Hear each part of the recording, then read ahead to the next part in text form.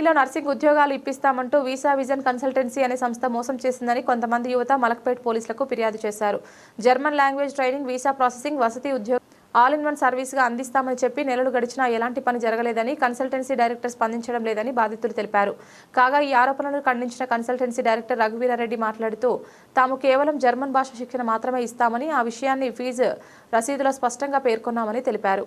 తాము ఎలాంటి మోసం చేయలేదని స్పష్టం చేశారు. కొన్ని ఇతర కన్సల్టెన్సీలు తమకు చెడ్డ పేరు తెచ్చేందుకే ఈ వివాదాన్ని సృష్టిస్తున్నాయని ఆరోపించారు.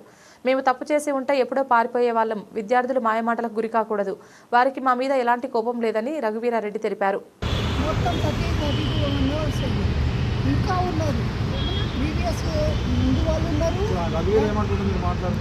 నేను కాల్ చేస్తాను, మీకు ఏదో ఒకటి సెటిల్ చేస్తాను. మీరు అట్లాంటి డిసిజన్ ఏం తీసుకోవద్దు, మీరు ఎక్కువ మీడియా వరకు వెళ్ళొద్దు, మీకు మనం మాట్లాడుకుందాం. 5 ఆరోపణ చేస్తున్నారు. ఏమని చెప్పండి. నా పేరు డాక్టర్ రఘువీరు. నేను వీసా విజన్ డైరెక్టరు. మాది జర్మన్ లాంగ్వేజ్ ఇన్స్టిట్యూట్. మేము 4 లెవెల్స్ లాంగ్వేజ్ నేర్పుతాము స్టూడెంట్స్కి. అది 8 months కోర్సు. అయితే మార్నింగ్ ఇవాళ ఉదయాన కొంతమంది స్టూడెంట్స్ ఆరోపణలు చేశారు.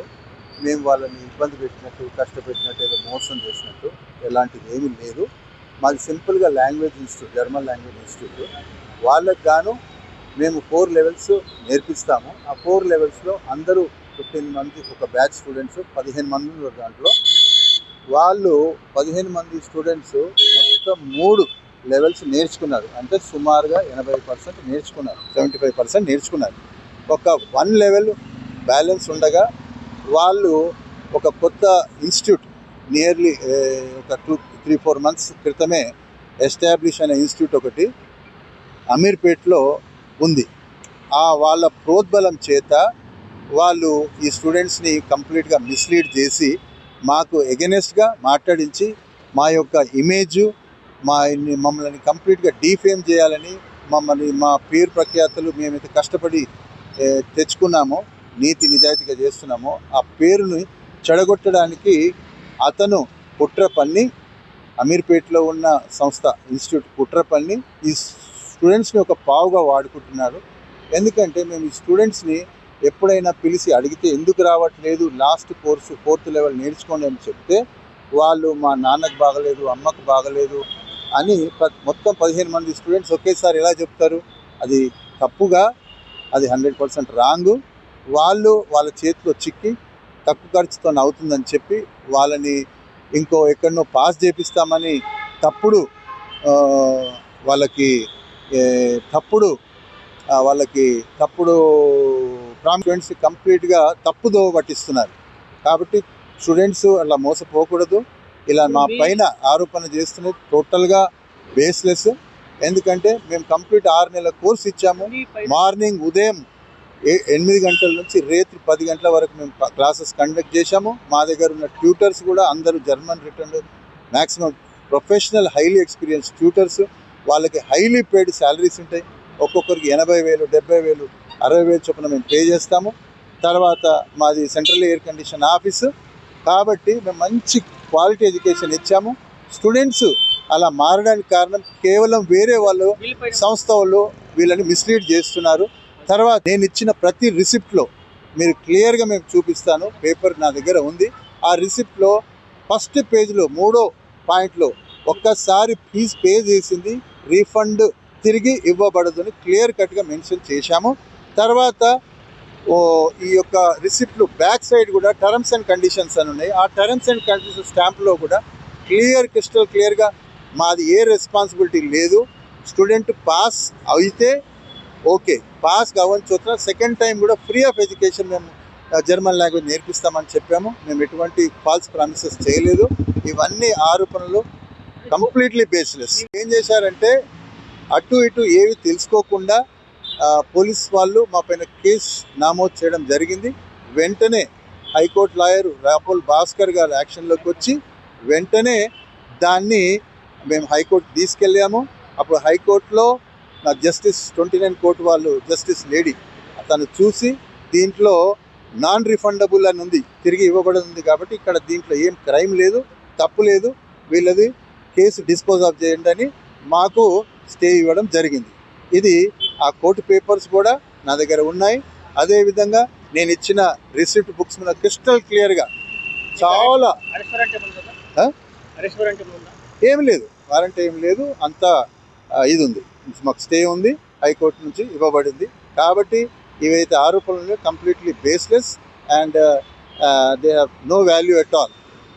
And we are crystal clear and పీస్ఫుల్గా మాది ఇన్స్టిట్యూట్ రన్ అవుతుంది. వేరే బ్యాచ్లో స్టూడెంట్స్ మా వైపు ఉన్నారు, వాళ్ళు మంచిగా నేర్చుకుంటున్నారు, వాళ్ళు సంతోషంగా ఉన్నారు. ఈ ఫస్ట్ బ్యాచ్ స్టూడెంట్సే మాత్రము కొంతమంది దాంట్లో కమిషన్ ఏజెంట్స్గా తయారయ్యి వాళ్ళ ప్రోద్బలం చేత అమౌంట్స్ వస్తాయని చెప్పేసి, తక్కువలు వస్తుందని చెప్పేసి మమ్మల్ని మోసం చేసి అక్కడ జాయిన్ అయ్యారు. మాకు సప్రెషన్ ఆఫ్ ఫ్యాక్ట్స్ చేశారు. అక్కడ 100% జాయిన్ అయినారు. మీరు పోయి ఇన్వెస్టిగేషన్ చేసి తెలుసుకోవచ్చు కూడా, దానికి సంబంధించిన వివరాలు కూడా నేను ఇస్తాను. This is very very clear.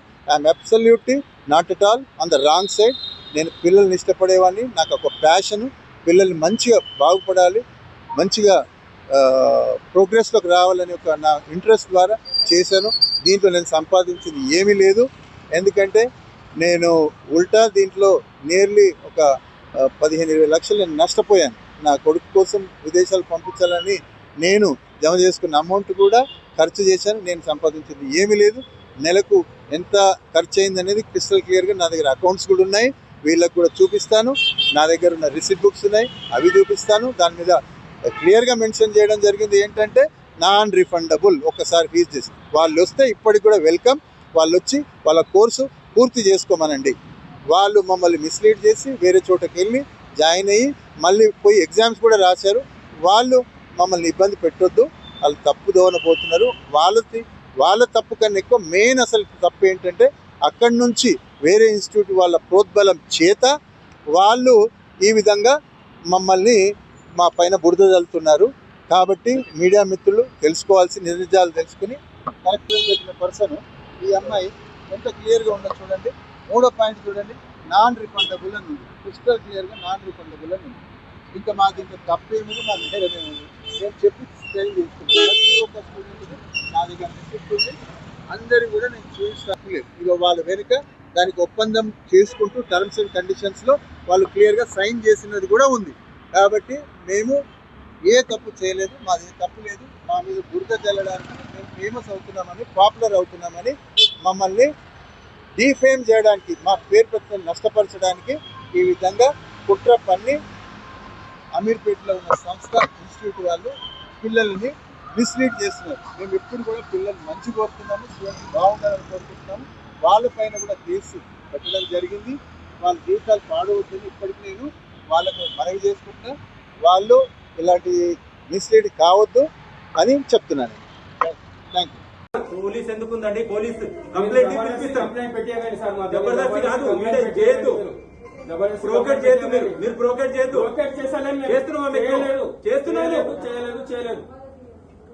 జబర్దస్తి కాదు, ప్రోకేట్ చేయకండి. ఉద్దట్లేదు, చెప్తున్నా, కంప్లైంట్ ఇవ్వమని చెప్తున్నా. ఫోర్స్ ఎట్లా చేస్తారు? మాకు కంప్లైంట్ ఇవ్వమని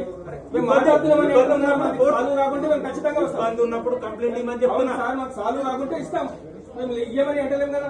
వీడు ఇంతసేపు గ్యాదరింగ్ వచ్చినాము, అదే ఉన్నాము, అంతమంది ఉన్నాం. మంది తొక్క రాలేదు, గుంపులుగా ఎంతమంది స్టూడెంట్ ఉన్నా అంతే ఉన్నారు, మేము పేరెంట్స్ ఉన్నాం అంతే. చెప్పండి, చెప్తారు. మీరు ఎట్లా మాట్లాడుతున్నారు? ప్రోకేట్ ఎందుకు చేస్తున్నారు? ఎట్లా చేస్తాను చెప్తున్నాం. మేము అందరం కలిసి మాట్లాడినాము, లిస్ట్ రాసిచ్చినాం సార్. చెప్తున్నాం కదా, మీకు అర్థమైతే లేదు. లిస్ట్ ఇచ్చినాం ఆల్రెడీ, తీసుకోమన్నాడు. ఇప్పుడు మాట్లాడి వచ్చి చెప్తా అని అన్నాడు ఆయన. వెయిట్ చేస్తాం. ఏం మాట్లాడుతున్నారు మీరు? జబర్దస్తి కంప్లైంట్ ఏమంటారా? నువ్వే చేస్తున్నావు, నేనేం చేయలేదు. మీరు అడుస్తున్నారు నా మీద వచ్చి.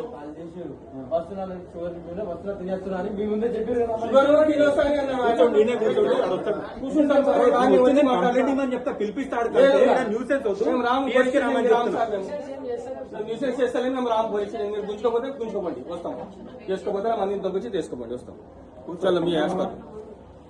ఏం సార్ మీది చెప్పండి. నేను ఎందుకు చెప్తాను? నాకు కంప్లైంట్ వస్తే నేను చెప్తాను. మీరు రమ్మని చెప్తాడు, రావట్లేదు. కానీ వీడు వచ్చి నేను పిలిచి